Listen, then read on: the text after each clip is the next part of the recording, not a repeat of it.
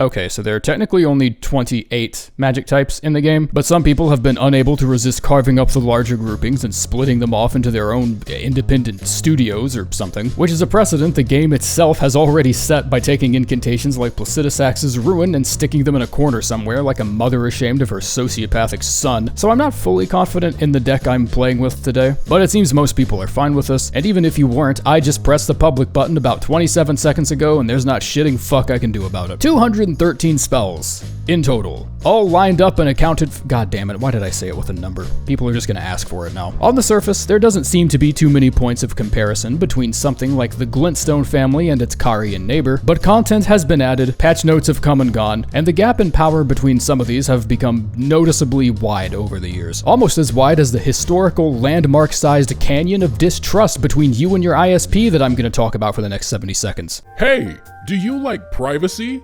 What? I said, do you like privacy? What? Dude, take your fucking helmet off. There's a script right in front of you. Just read it. Okay, cool. I'm just gonna.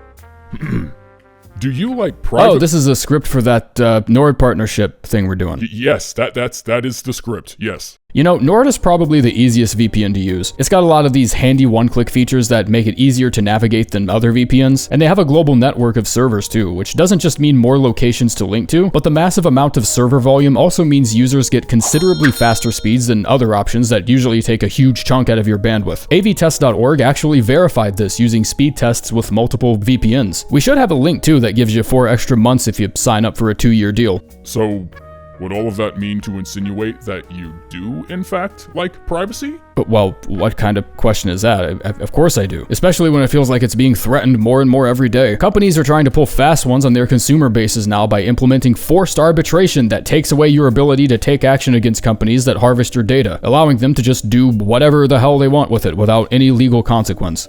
Oh, okay. You know what? I have shit to do. I'm gonna go. If you're out in public somewhere using a public Wi-Fi source, or if you really just don't want your ISP doing weird shit with your data, a secure VPN is really the only correct answer. When you download it, it's literally as simple as just pressing connect. Every purchase of the 2-year plan comes with 4 additional months for free using the link nordvpn.com/rustyvpn in the description and in the pinned comment. And if there's ever any second thoughts, you've even got a 30-day money-back guarantee.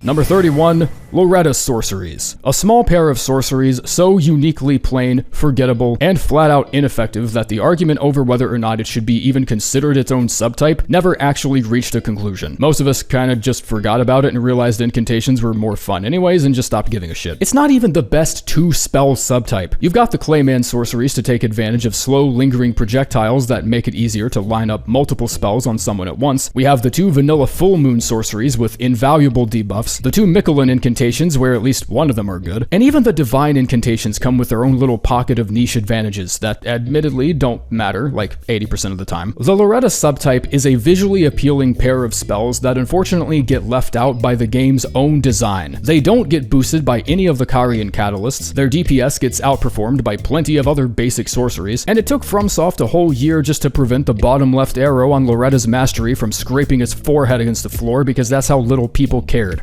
Number 30, the 2 fingers incantations. Work of heresy, your fucking mother. I see you kowtowing to that living peace sign every night before bed. Are you seriously gonna pretend teaching these to me is above your moral code or something? I got 2 fingers for you and this whole subtype of spells right here. I know you can't really see me or whatever, but I'm currently flipping off my microphone. 15 spells. 8 of them are designed to be replaced by something that's either more convenient or more FP efficient. 2 of them are kinda decent if you absolutely force them to work. And 3 of them are so indisputably tits in the sand miserable that I'm almost certain they were running out of time and just started filling the game with shit. That leaves us with Great Heal and LDP. Pretty good on their own, all things considered. The level 2 Holy Negation buff certainly makes Radahn's second phase less of a headache, and the Great Heal has been tested multiple times to be the most FP efficient healing spell in the game. But that's 2 diamonds in an ocean of cat turds. Not even diamonds, really. If we're being honest with ourselves, neither of these are really as all-purpose as a support like Golden Vow or a damage spell like KLS. Like, you're just not gonna use these as much. Number 29, Spiral Incantations. What, you think I rank these too low? Alright, take him into the base game. Go ahead, try to kill something in the Erdtree with it. See how long it takes. The full Spiral discography is only 4 spells long. Spira, Watchful Spirit, and the 2 Arc incantations. And this is not a roster you'd be caught dead drafting into your fantasy league by any means. Take off that Shadow Tree level scaling and those 2 Arc spells start looking pretty unsalvageable. 1.13 just didn't help Watchful Spirit at all. Like, it just didn't. It hits things slightly more often now, but the overall damage is still tremendously lacking to the point where it'll only ever be used to prevent poise regeneration. And I've already got a perfectly full briefcase of throwing knives for that exact purpose. Spira just doesn't fucking care half the time. If you could clinically diagnose an incantation with depression, I think Spira would be first in line. The point at which they would have improved its tracking speed, I think, has just passed. If it's something they wanted fixed, it would have already happened, so I'm pretty sure we're just stuck with what we got. Number 28, Divine Incantations. Welcome, class! I'm Professor Rusty, you can just call me Rusty, and this is Iconography 101. First lesson, here's the Divine Bird Feather Scroll. Go on, zoom in, get deep in there, elbow deep into that fucker's hole. Look at the blank space in the incantation that reveals the scroll behind it. Do you see the spiral logo anywhere? No? Alright, well quit calling it a spiral incantation, and quit saying the dry leaf seal should boost it. I don't care if the sigil actually appears when you're casting the spell. The death sigil doesn't appear with either of the new Ghostflame incantations, nor Tibia's summons, so what's your point? If this was any other game we were talking about, I would just shrug this off as an accidental byproduct of crunch time before a deadline or something. But Elden Ring is incredibly deliberate with this kind of stuff. I don't see a spiral logo, I'm not comfortable calling these spiral incantations. And even if they were, if we can Brexit the 2 Loretta sorceries into their own subgenre, then this shouldn't be a problem either. The incantations themselves are ass. An average of ass, mind you. A totality of ass. Beast Tornado has picked up the pace a little bit after 1.13 taught it how to climb stairs, but Bird Feather still needs way too much FP to properly use, and anything I need it for pales in comparison to its objectively better sorcery counterpart. And even the sorcery isn't really that great. Number 27, Miquellan Incantations. I can't say I'm surprised. I can't even say I'm disappointed, really. That whole idea about taking the player's spirit summon and turning it against you was a far-fetched headcanon that at its very peak of publicity might have found its way into a 2-minute discussion in the junior dev office before a lunch break. I'm pretty sure the Frenzy Dragon I keep bitching about has circulated more dialogue. And if the first thing a team did to gather feedback was watch YouTube videos, I don't think I would want that game anyways. But for fuck's sake, you tied Miquella's entire identity in the base game to his unique ability to influence and charm his followers. He even attempts doing it to you during his second phase. If the window had been any more open, you'd have mold on your ceiling. But instead, we got whatever this shit is. And a Sawblade incantation that's admittedly pretty nice. But that still only leaves us with 2 incantations on a spell type that I personally feel had the highest creative potential out of anything in the DLC. Even the Ring incantation isn't like unbeatable. Giant Golden Arc just barely beats its initial damage, and 23 FP cost on a projectile that's this easy for enemies to dodge doesn't exactly have me hopping out of bed like it's Christmas morning to go and use it. Number 26, Clayman sorceries. One shoots bubble, the other shoots bubbles. Plural. These particular sorceries already felt way more vague and esoteric than any other sorcery class handed to us in the base game, but the Moon subtype got its hands on a 3rd spell, Gravity and Death both got some attention, and even the Thorn spell somehow didn't get glossed over. This all leaves the 2 Clayman sorceries feeling the most obscure they've ever felt. They can be pretty good for lining up wombo combos if you're good at playing in a way that has enemies walking into them, but that doesn't change the fact that these 2 spells are functionally the exact same, have very inconvenient stat benchmarks despite finding them so early, and can't even manage to outperform their distant bubble-blowing relatives in Lanedell. Trina and Godwin don't even have their own dedicated magic subtypes, so why the fuck are these living party city decorations so goddamn important? What even is a Clayman anyways? Don't answer that. Don't. I won't care. I will not listen to whatever answer you give me. I do not give a shit. Number 25, Placidusax's It's just 1. It's literally 1 incantation. Where the fuck do I even put this? Well, I guess solely by principle, I'm putting him at least near the bottom half somewhere, because an incantation that involves a dragon head and breathing fire, thinking it's too good to be put in the same subtype with the rest of his classmates, just rubs me the wrong way. Placidusax's ruin is that one motherfucker who constantly takes pride in their independence and that they don't fit in anywhere, when they're actually just a tremendously attention-starved turbo penis with no one who values their friendship enough to call them out. Having a high faith requirement in an ocean of deck-scaling dragon occult weapons means your god hated you during your very creation. It receives no boosting items since it's technically not a dragon communion spell. The Gravelstone seal does nothing to its lightning damage. Rockheart doesn't do shit. And if the initial burst of lightning doesn't hit anything, then you've just freed up 8 full seconds to find a will executor for your soon-to-be dead-as-fuck ass. There's just no strategy that comes with this incantation. It flies against every methodical nature. Drink a leaden tear, throw up some glint blades with the Great Beyond staff for some cover, take as many precautions as you can, and just fire it up and hope you survive till the end of it. Number 24, Full Moon Sorceries. The debuffs are useful, occasionally, if your extremely niche Frostbite build allows them to be. Okay, that wraps up the positives. Nope, I forgot you could clear ground attacks with the first 2 in the base game. Okay, now I'm done with the positives. Whether or not the sorceries themselves are worth it isn't even the right question to ask in most circumstances. What you should actually be asking is, can I be patient enough to put every other player stat in the backseat to fast track my way to this spell? And is the debuff a better alternative to Terra Magica's 22.5% magic damage increase I can get with a fraction of the legwork? This is a pop quiz, by the way. There are correct answers to both of these questions. The 2 vanilla sorceries admittedly give you a pretty great debuff utility that stacks with Terra Magica anyways, but only in specific in-game to New Game Plus situations when it has an entire pure caster build sitting on top of it. And Rolana's Twin Moon sorcery comes without any of those specific benefits you find on the other 2 that made them good in the first place, such as the magic debuff and elevating your hitbox to dodge attacks. Number 23, Death Sorceries. And on the 8th day, God said, let every death sorcery suffer from one problem that's just major enough for them to be less preferable versus other sorcery options. And so it was. And so it's been since the very beginning. Both Rancor sorceries have horrible failure to launch scaling that doesn't give them good performance until your intelligence is at a late game level. Explosive Ghost Flame demands an astoundingly high stat investment only for it to lose to Zaymor Ice Storm in just about every way except visuals. Tibia's Summon still has tracking issues it was just never able to figure out. Fia's Mist can dive under a falling bulldozer. Mass can't decide if it wants to be Cannon of Hema or a delayed AoE and ends up being a mediocre version of both. And Spectral Rings only seems to work alongside other equally favorable, albeit even more spammable Frostbite spells like Moonblade and Vortex. If you choose one, you have to choose them all. And even if that's more than the sum of their parts, that's still just never felt good enough.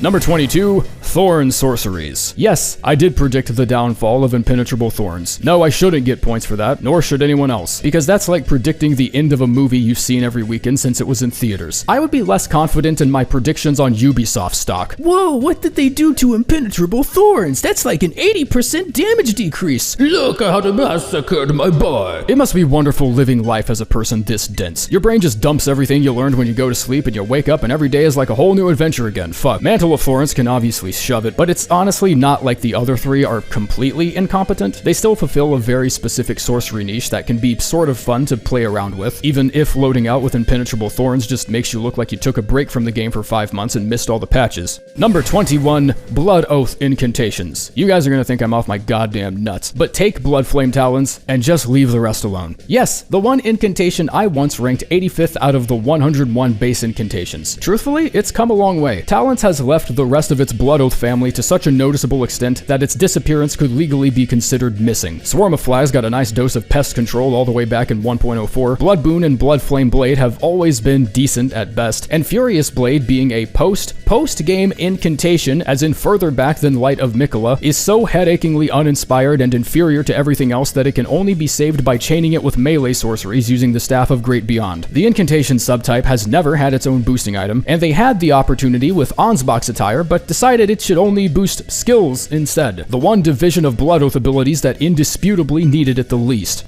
Number 20, Golden Order Incantations. Discus of Light, at least off the top of my head, is the single most FP efficient incantation that provides straightforward damage with easy spammability, easy trajectory, and the additional utility of its return journey almost never being dodged by anyone who knows how to. The triple variant is a bit spoiled when it comes to FP consumption, but if shit dies faster, then shit dies faster. By all accounts and representations, these little frisbees are weapons of mass destruction, and I'm only sorry to report that the entire rest of the Golden Golden Order power pool is filled with absolute crap. Law of Regression can kinda work in some places. It can knock Grave Duelists out of their Warcry buff, but the majority of its benefits have always been in PvP. Immutable Shield can shove it, Order Healing can shove it, Law of Causality is just fucking weird, and I'm sure you can fish out a couple good moments from Order's Blade by using it on the new Black Steel weapons, but the centerpiece here is very obviously the rings and just about nothing else. Number 19 and 18, the Primeval and Crystalian sorceries. When brushing up on some of the old research, I noticed a very distinct similarity between two particular sorcery subtypes, each of which have 3 spells that follow the same pattern of pretty good, decent, and I think I killed a chicken with it once. Starting right off the bat, both subtypes have 2 glaring downsides that are incredibly easy to see: no utility or support sorceries, and an extremely high stat benchmark. Primeval sorceries sometimes come with the additional detriment of needing 2 spell slots to equip. Comet Azure tends to be more favorable among most players, but Crystal Torrent only takes up 1 slot with only slightly less efficiency and stopping power. Stars of Ruin I think would lose to Shattering Crystal, since the latter has more consistent damage, needs less FP, and can't be evaded quickly enough if used at point blank. Founding Rain is a different story entirely. I don't think I would use this to unclog a toilet. The Crystallian sorcery is a subtype that has been largely misunderstood, but I can't decide if that's even worth discussing or defending them over, because what they actually are isn't a huge improvement over what they're misunderstood as. Release and Torrent both get constantly grilled over their low mobility, recovery times, and high FP expense, but Release can be cast on horseback to heighten its bullet spread and give it at least some mobility, and Torrent still has synergy with some of the best crystal tiers like Stone Barb and Cerulean Hidden to hold things in place and more effectively receive your full salad of spam. Shattering Crystal is Shattering Crystal. I don't think anyone misunderstands that one.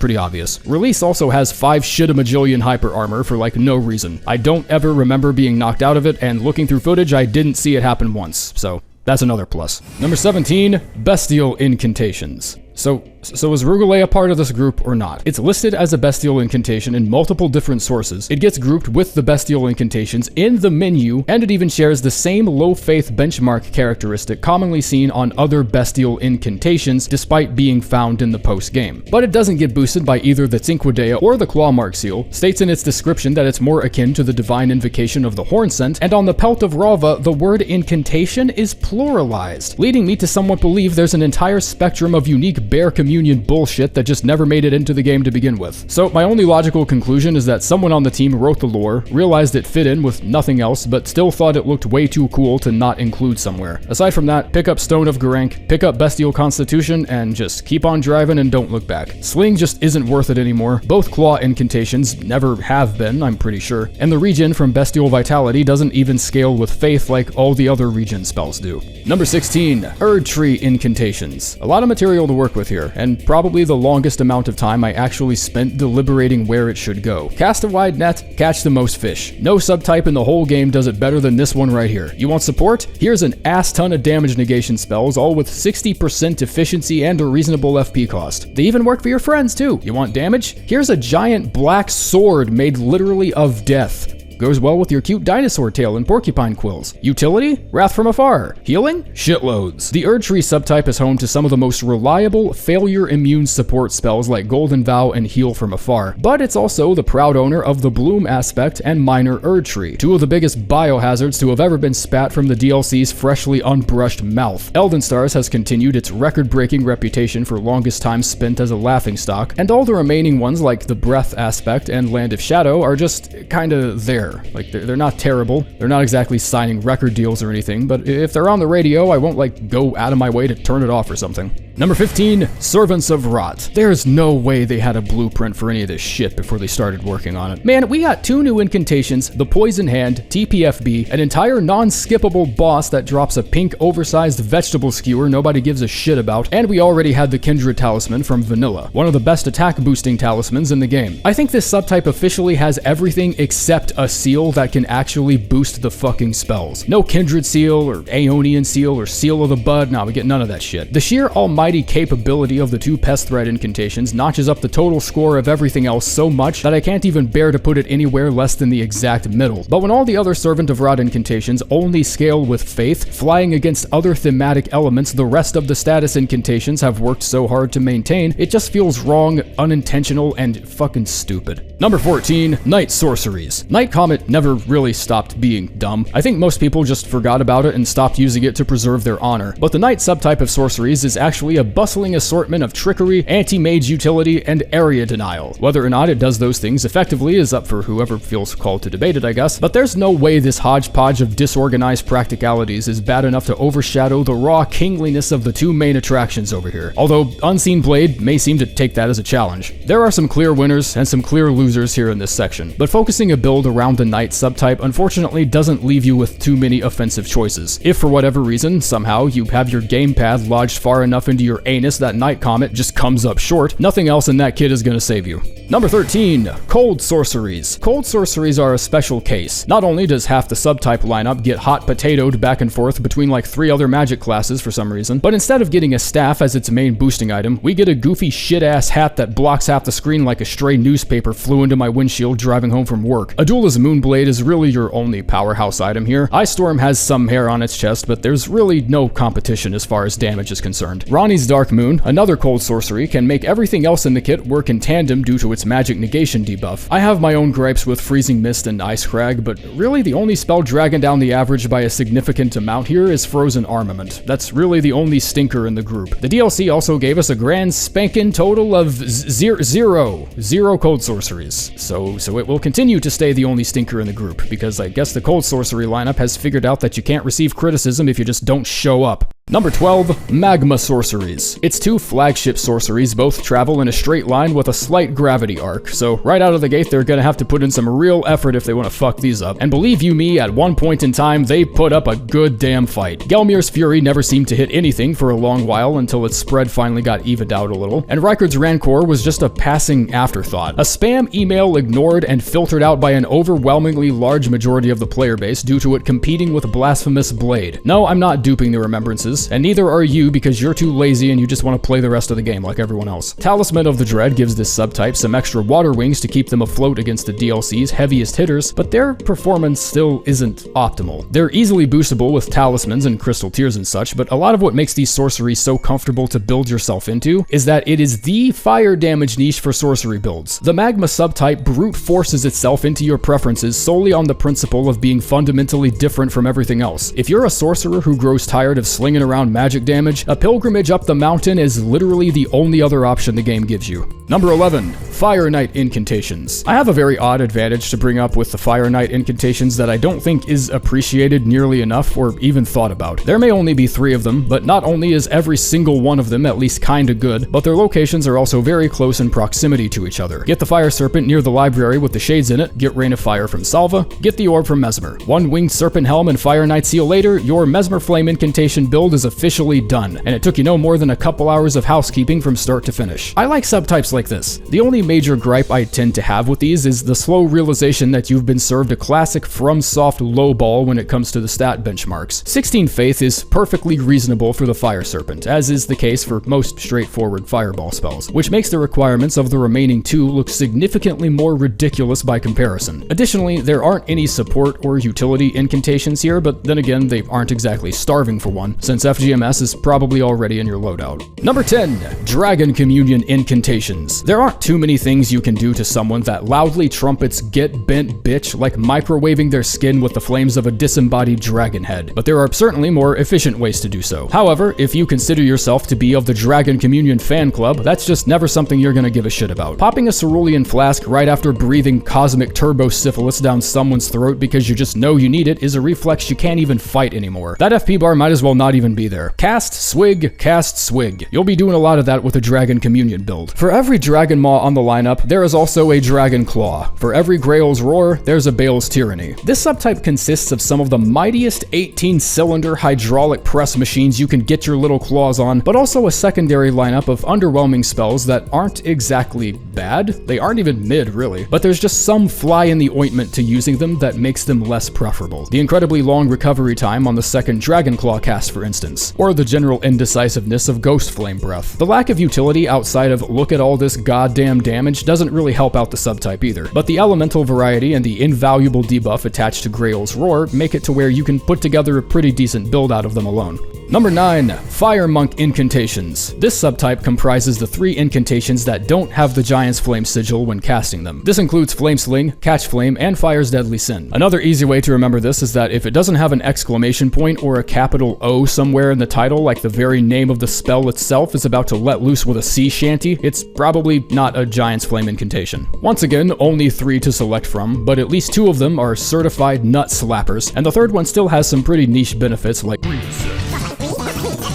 the other 2 are just really strong solely because of how simple and straightforward they are. Both of them do about as much damage as an R1 from your main hand weapon, if fully tuned for it, and the chain cast ability of Catch Flame takes that damage and gives it a fucking Adderall prescription. There isn't a specific boosting item for these incantations, but it's also just, like, it's fire. It's just raw fire damage. Like, chances are you have a talisman or a crystal tier that'll work just fine. It's fucking fire. It's not hard or anything. Number 8. Frenzyflame Incantations. Frenzyflame confronts a recurring, albeit massive problem where both halves of their usefulness get split equally down the middle between different game modes. This happens with sleep items and weapons, Deathblight weapons, and Deathblight inflicting spells like Fia's Mist and Death Lightning. No matter how good Frenzyflame Incantations are, and they certainly do still give you one of the greatest fire builds in my opinion, there is a very visible ceiling to their strength. Thankfully, the DLC added the Aged One's Exaltation, which allows players to take advantage of a Madness self-proc to deal additional damage. Howl of Shabriri also has an added utility that increases your damage both dealt and taken for a short time, as well as throwing a wrench in the enemy's target priority if you have a tankier character. Strangely enough, this seems to be the only spell subtype that feels like it was given proper attention in both game modes. We have Trina's Smile now too, I guess, but there isn't really a dedicated sleep magic subtype to go along with it. And as impressive as that is, it only seems to beg the bitter question of why other subtypes weren't given the same treatment. Number 7. Fire Giant Incantations. When looking at the vast expanse of builds and strategies you can employ just with this single subtype, the atrocity of Flame of the Fell God and Surge o' Flame almost become blurry memories. The Fire Giant Incantations are a net positive by a tremendously wide margin. Burn o' Flame and Flamefall upon them are still 2 of my favorite fire incantations across the board, dealing consistently high damage in a wide variety of situations. Flame Cleanse Me and FGMS are such fundamentally necessary tools for any build that you honestly kind of deserve the weird looks you receive if you don't use them or say you don't get the hype around them. And Flame Protect Me is one of the best defensive incantations you can use to steel yourself against some of the most imposing endgame and post-game threats. Even the ones that are bad are still kinda okay when used with a specific intent. Flame of the Fell God isn't terrible when it comes to harassing enemy NPCs, and I'm sure people have had plenty of fun with it in duels too. The only glaring issue here lies not with the spells themselves, but with their preferred catalyst. Of all 12 sacred seals in the game, the Giant Seal stays consistently in the middle in terms of power scaling, no matter what your faith is, all but necessitating that it be power stanced with a better seal to maximize damage.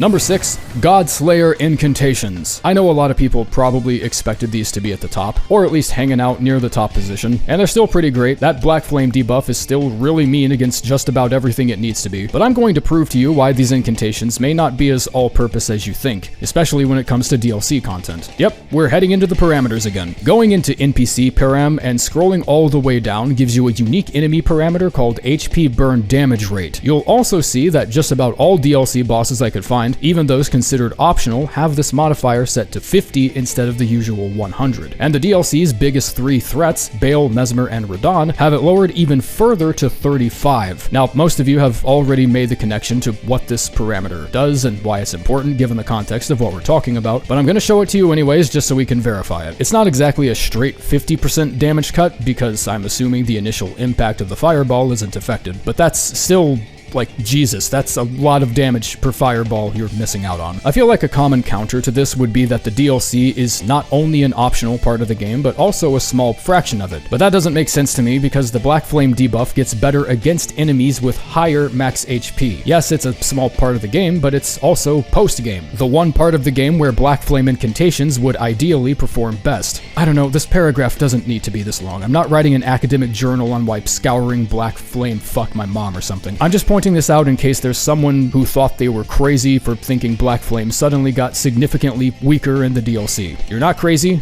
and yes, it certainly did. Number 5, Glintstone sorceries. Probably the single most diversified, all-purpose universal library of spells to ever exist in the game. Perhaps to such a notable extent that it spreads itself into sorceries with such little convenience and flavor that people would sooner recommend adjusting your fucking screen brightness. But a dense majority of the sorceries do work, and they tend to work very well. You got Comet Shard and Cannon of Hema for single impact damage, Star Shower and Crystal Barrage are there for multi-hit, it's got support, it's got melee, it's got weapon and shield buffs, they're accessible, straightforward, work out of the box, a fucking caveman could cast half of these. And that is their precise intent. I've heard people say Glintstone sorceries are akin to those first act brand guitars and musical instruments you give a 5-year-old that can barely hit a power chord and doesn't know shit about fuck. But I think a more apt comparison would be just hooking up a guitar to a software and generating your own MIDI files, because literally anyone can make these spells look fantastic. Number 4, Gravity Sorceries. On the launch of the base game, Gravity users 8, and on the dawn of the DLC, Gravity users 8 once again. Literally not a single spell in this entire lineup earns any scoffs from anyone. Meteorite gets some weird looks here and there, but only because it's designed to be replaced by something with better tracking. And firing it right up under someone's bitch face is probably going to yield similar results anyway, so does it even matter? The subtype's preferred catalyst comes with a 30% boost to Gravity Sorceries. Every spell outside the 2 Meteorite spells are incredibly FP efficient for how hard they can hit, and the lack of potential utility and support sorceries is almost completely overshadowed by every spell on its roster just being really good at what it does. Gravity sorceries also come with their own innate utility that involves CCing targets to line them up for big damage, which does a sort of okay job at cushioning the absence of utility-based spells. Honestly, the only major criticism from the average player is why didn't we get Radahn's this or Gaius's that? And when the largest gripe people have with a spell group is why can't the ceiling be even higher, I think that's one of the strongest tells that you've made something pretty brilliant. Number 3, Finger Sorceries. This is the most impressed I've ever been with this amount of spells. Miyazaki's team was cooking up a full-flavored 21-ounce USDA Prime T-Bone with this sorcery class. They're all just incredible. A damn near perfect combination of damage, poise break, and utility crammed into just 4 sorceries, and not a single stinker on the roster to throw off the average. You can deal damage with the nail, shatter ankles with the nails, you can wombo combo with the delay on fleeting microcosm, and you can even deflect shit with cherishing fingers, with the hitbox that might even be a little too forgiving. Just on their own, they're already more than strong enough to carry a sorcery build by themselves, but when they're fighting as a team, they become the fucking Fantastic Four of sorceries. Like somebody just whips out polymerization and transforms them into an entirely different unit. Number 2, Carian sorceries. The sorcery library of the Carian Knights throws out such a tremendously wide net of utility and damage that it's catching side-eye from every other established faction like it just walked into class after stepping in dog shit. It's honestly embarrassing how many basic bitch sorceries can be found in this specific mage subtype that outlast just about every endgame spell. Carian Slicer is the obvious example, but you've also got Glintblade Phalanx, the wide-sweeping Carian Greatsword, and a Duelist Moonblade because the Knights of Caria seem keen on colonizing multiple other subtypes as well. Magic Glintblade, a starting class sorcery that doesn't need to be replaced by anything ever, and we're just gonna skip right on over Magic Downpour like it ain't even there, and just completely ignore it. As Midwesterners say, we just gonna squeeze right on past it. The extra practicality from Carian Retaliation and Miriam's Vanishing don't even need to be there, honestly, yet here they are nonetheless, because I guess even sorcery builds need a reason to make fun of sorcery builds. Number 1, Dragon Cult Incantations. Maybe things would have changed had it not been for a select few additions, but unless you've been administered with 11,000 cc's of copium, I think it's been pretty clear who the winner is for a while. Sweet fucking Jesus, where to even start with this one? Well, if we're measuring each subtype by utility, this one is right up there with Glintstone and Erdtree as most well-rounded, but doesn't seem to make the same mistakes as the other two. Starlight is necessary for absolutely zero people outside of cosplay purposes, but at least Vike's Dragonbolt gives an honest attempt at being unique and useful. Dragonbolt Blessing has probably my favorite utility out of any body buff in the game, which is its ability to deflect light attacks from standard-sized enemies. It has a nice weapon buff with a friendly stat requirement. The damage spells have some of the most ridiculously high damage ceilings in the game, like Ancient Dragon's Lightning Strike and Knight's Lightning Spear, and the DLC even threw in a support spell just to make sure all its bases were covered. It even dabbles in status affliction here and there. And I've taken fat dumps on Electrocharge before, and absolutely will do so again at some point in the future, but I also can't ignore how good it is at disabling uplifting aromatics from perfumers, and it can keep enemy poise from regenerating as long as you're close enough to them, which is good against combo-heavy bosses like Mesmer and Malenia. The Dragon Cult subtype is a true Renaissance man, a perfectly balanced breakfast with every single food group, kills 99.9% germs with a single squirt, and when sorcery fans talk about how spoiled incantation builds are by comparison, they're usually thinking of at least one of these. Guess who's getting their ass kicked?